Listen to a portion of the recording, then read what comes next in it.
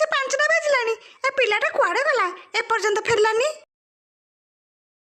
କିରେ ବଗୁଲା, ଆଜି ଏତେ ଡେରିରେ କ'ଣ ଘରକୁ ଆସୁଛୁ?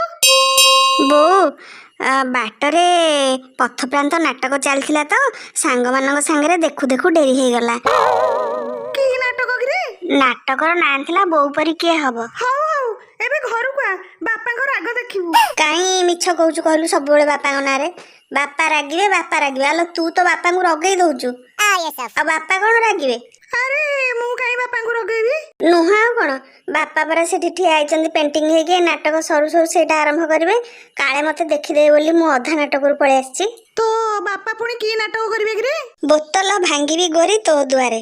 ଆରେ ସେଇ ଯୋଉ ଝିଲି ଛାଡ଼ିଗଲା ମତେ ନା ମିଲି ଛାଡ଼ିଗଲା ମତେ, ସେଇ ଗୀତ କିରେ? ହଁ ଲୋ ବୋଉ, ସେଇଥିରେ ବାପା ହିରୋ ହେଇଛନ୍ତି। ଆସନ୍ତୁ ଆଜି ଘରକୁ, ତାଙ୍କର ଦିନକୁ ମୋର ଦିନେ। ଏଇଲେ କହୁଥିଲୁ ଚାଲେ ବାପାଙ୍କ ରାଗ ଦେଖିବୁ ବୋଲି, ଏଇଲେ କହୁଛୁ ଆସନ୍ତୁ ଘରକୁ ତାଙ୍କର ଦିନକୁ ମୋର ଦିନେ। ତୁ ମିଛ କହୁନୁ, ଆଉ କିଏ ମିଛ କହୁଛି?